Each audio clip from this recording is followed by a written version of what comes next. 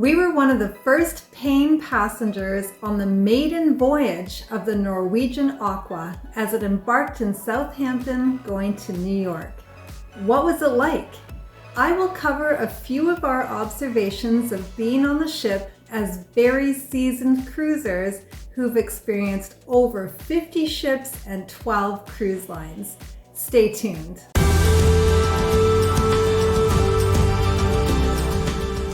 Hi everyone, my name is Tori from the KirkToriStory.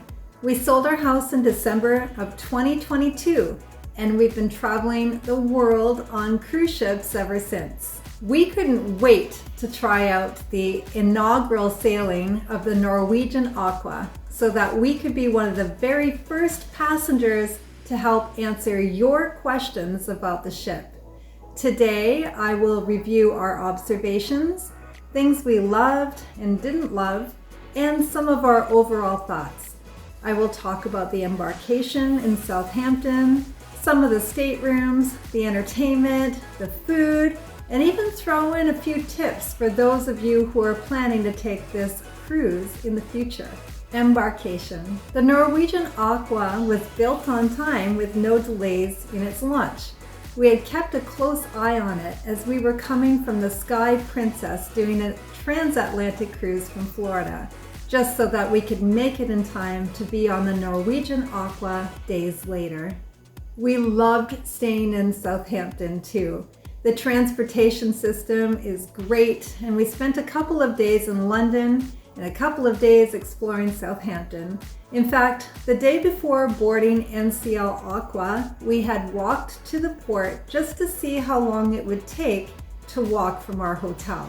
We got to gate 10 at the Southampton cruise port and stood in line. There were no clear instructions on what to do in the line. There were people with luggage and people without luggage.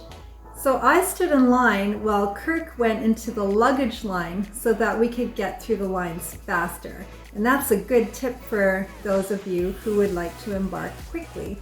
We ended up telling others about where to drop off their luggage too, but there were no clear markers and the lines were already very long. The other thing about the embarkation, it was very difficult to get a picture of the full cruise ship. Keep in mind that we were embarking and there were no plans to port anywhere.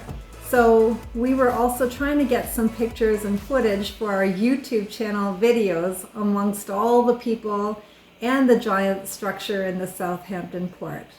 It really wasn't easy getting those pictures. After about an hour in line, we finally got into the building and into the security area when my phone gave me a notification about the cruise. The ship that we were about to board was going to be extended for another 3 days and go to New York instead of Boston. It was like everybody found out all at the same time, and it just seemed like this wave of panic and confusion just went through the whole room. Keep in mind that people's bags by this time were already checked, and others were still in line. It was mass confusion. So not everybody had the internet, and not everybody has it when they go on the ship. So the cruise line immediately started saying that they would refund people or give back $300 for travel or whatever.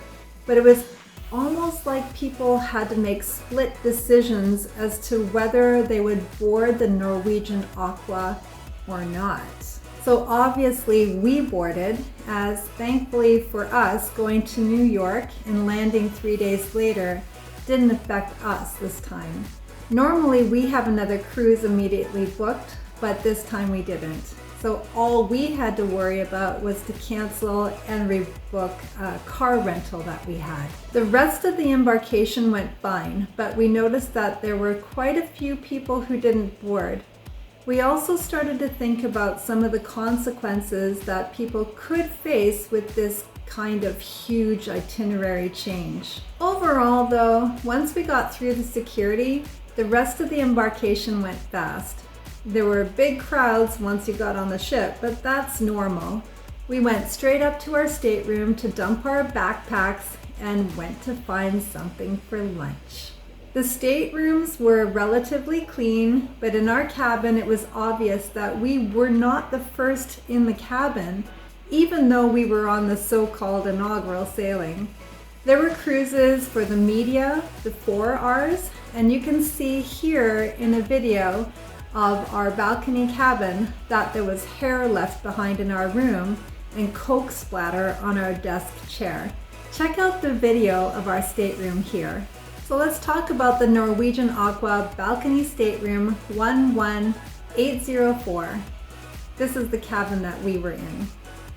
So our stateroom was a decent size overall. It had a king-size bed, 2 end tables on either side of the bed, a desk table with a chair, lamp, mirrors, and a couch. And for the most part, the room was really comfortable. For a newer ship, it was a little bit flimsy though in the soundproofing. For example, when the neighbors were home, we could definitely hear them through the walls. The balcony was nice and deep and very comfortable to sit in, although we were only on it for a handful of times because it was pretty windy and cool in the transatlantic crossing. It overlooked the promenade deck, so on the sunnier days you could hear the sound carry up to the balcony and right up into the stateroom. We personally love balconies for the fact that we love to have natural light in our room, and we love to pop outside and have a coffee in the morning or in the afternoon. It was pretty cold to do so, but we really do love the fresh air. The blackout curtains were perfect. The room was pitch dark by the window, but there were large gaps around the cabin door, which did allow a lot of light into the cabin at night. So you didn't need to turn on a light to go to the washroom in the middle of the night, in other words. This brings me to the washroom. So the washroom was a good size and it was well lit, and there was a lot of storage too. The only real complaint is that the door was very heavy and would always slam closed on you. There's a safety feature on the back of the door that will not allow you to keep the door open, and if you do, it slams shut anyway. So they do have a combination shampoo and conditioner and body gel, but there is no lotion in a stateroom balcony. You have to go to a suite to get lotion. I even asked our steward for lotion and he said that there was none available. So I have videos of some of the other staterooms and some of them do have lotion. So check out the videos here. I'll post them and you can also see them in the description below. Our observations of the Norwegian Aqua. Number 1. So it's interesting that they call it the Inaugural. There was no celebration, no real excitement, no specific parties, no gear given to us, no nothing. In our minds, it was just another transatlantic cruise. Number 2, we really loved that food hall called Indulge. There was lots of choices. It was very fast, very efficient service. Excellent chefs who listen and help whenever they can. Number 3, the staff, whether it was the guest services, the bartenders, stewards, or anyone, everybody was helpful. But man, do they ever stick to the rules. There is no budging or leniency for anything when asking for requests. For example, I couldn't get lotion, and I couldn't get a tour of a vacant interior or an ocean view to show you guys on our YouTube channel. We weren't allowed to go and take pictures that would have been helpful of places like the spa when it was empty just because it was closing. Number 4, the venues were really small.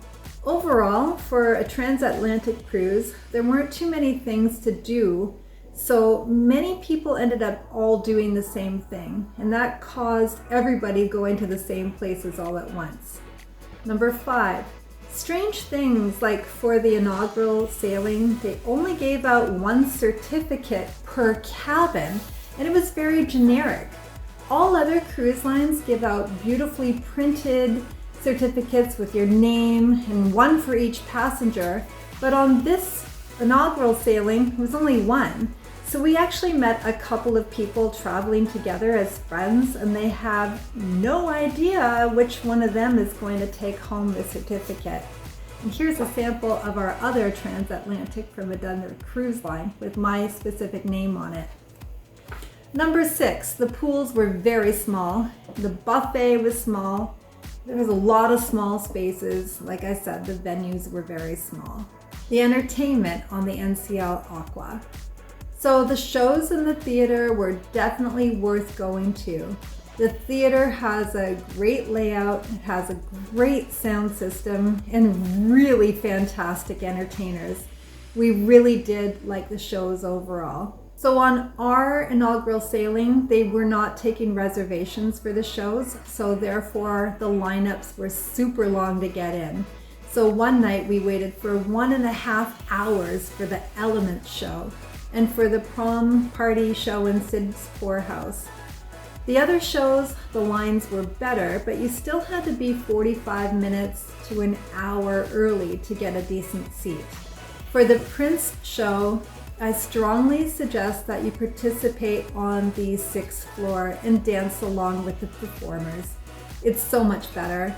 You feel the energy, and it's just a great show right up close. So we saw Prince, The Revolution, Fleetwood Mac's Rumors, Elements, a few comedians, musicians, Cleopatra, Magic Show, and so many other shows. You just really had to get there early though. So the stage, it transforms. It's a beautiful theater.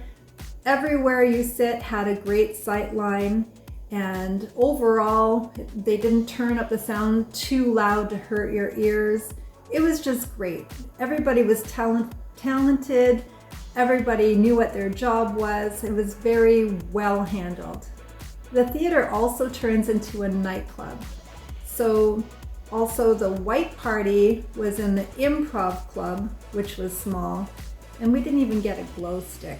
The arcade was big, and in there was a couple of free games to play, and there's so many other things to do, like mini golf or just walk around and go to the Aqua coaster, which we didn't do. I think overall it's a great ship for being on for a 5 to 7 day period. So other samples of small venues, there's a lack of seating. So for trivia, people were sitting on the floor, and a lot of things that we wanted to participate in, there just was no room, so we just didn't bother participating. So if you're a vegetarian or a vegan or have specific things that you eat, it's really easy to eat in Indulge. If you want to pay for room service, you can get food there. You could get salads. There you have Beyond Meat burgers in the burger area. There's Indian food. There's the Japanese restaurant, the Thai restaurant, Los Lobos, which was Mexican. The buffet had very little things to choose from as a vegan, so you did have to pre-order, which was not really ideal. The food kind of was salty, but mostly flavorful for a lot of the things that we did choose to eat. And when looking for vegan milk alternatives at the time of this recording, there were no places to get any other than in the main buffet, and even that was by a special request. So we did speak to the restaurant manager to make sure that there would be alternatives for vegans in places like the Observation Lounge and other places that you would need milk. So the buffet most of the time was cramped and crowded, and there was just no room to get around. In fact, one day we were just sitting having our lunch and people would just brush up against you because there was no room to get around. For specialty dining, you had to book ahead, and that you could do pretty much any time or day of the week. It was very easy to book. And now for Tori's tips regarding the Aqua. So number 1, watch out for those lightning fast elevators. They are super quick, and they actually will close on you. I think that they should be adjusted as you have to sprint to the elevator.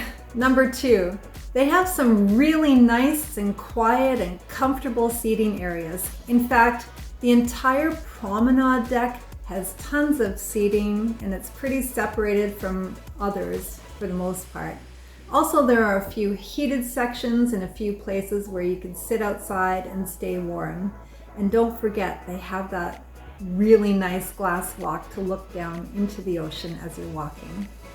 Number 3, Norwegian still uses the old style of cruise card that you can't punch a hole into. So you should consider bringing a lanyard or something to hold your cruise card. Number 4, the More at Sea. Should you get it or not? So Starlink, well, I'm not sure if More at Sea package was really worth it on the transatlantic. We had to get better internet. There was no shore excursions and it didn't include daily gratuities, and you can't get specialty coffee or water. So really the More at Sea was only good for alcoholic drinks. So you'd have to do the math. Although we did get the package for 10 days rather than the 7 days that we paid for. Number 5, smoking sections. Well, there were 3 and you need to check out this video. We really loved the fact that most of the ship was non-smoking. With the 3 areas, it was very separated, and unless you were almost deliberately going to the smoking area, you'd really never be affected by the smoke. Number 6, the guest services was great. They were all very helpful and sweet. Number 7, if you like the gym, there seems to be a lot of space there with decent hours. It closed at 11 p.m. and we had been there several times over the course of 10 straight sea days and never had a problem finding a machine. Number 8, the thermal spa. Although it was really nice, it seemed like that was always packed. You could be on the floor above and look down into the hydro pool and just see a ton of people sitting in the spa all at once. It actually didn't seem quiet or luxurious with so many people in there all at once. We also heard from other spa goers that a lot of people like to save more than one chair while they were in the spa or in the steam room, thereby having their stuff covering up maybe 2 or 3 spaces, leaving a lot of people without anywhere to put their stuff or even just get comfortable and have a seat as well. Number 9, one of our most favorite places to go was a place called Swirls. A lot of the wine selections were part of the drink package, the More at Sea. So it made it fun for us to try out different types of wine and have our own personal little wine tastings. There wasn't that much space there though, so if you do get a place to sit, it's quite comfortable and a fun place to hang out. Number 10, we also noticed that a lot of the bars were not open during the day or even during some of the activities. So we would play games and shows or go to the events and had to find a place from somewhere else on the ship to get a drink to bring to the bar. Number 11, there was an extra charge that you had to pay for the adult-only vibes, and the rest of the ship had to share the pools and hot tubs, which always seemed full and crowded, even on the transatlantic cruise. The large hot tubs only held about 8 people, so they were always full. Number 12, door decorating. The doors are not magnetized, but you can post your pictures or whatever on the side panels next to the doors, as those are magnetic. Number 13, there's really great space in the studio cabins for solos. You need to check out that video. They have great spaces, a lounge area, a lot of inclusive activities to really make you feel like you belong on the ship and have a ton of instant friends. That group always seemed really happy and looked like they were having a lot of fun. If you're a solo cruiser, I would strongly suggest checking that out on the Norwegian Aqua. In summary, We thought that overall, being on the Norwegian Aqua was a great experience. For a new ship, it had a few obvious kinks and mostly seemed pretty much under control. We were comfortable, we were well entertained, well fed, we felt safe, we slept well, and we met a lot of really nice people. It was a large ship and it has a lot geared for children or families, and therefore for us, just as a couple, we were really happy to experience the ship on the transatlantic without all of the added people and kids running around. We got a lot out of the adult areas and we had a great time overall. Thank you so much for watching, and we'll see you in the next video.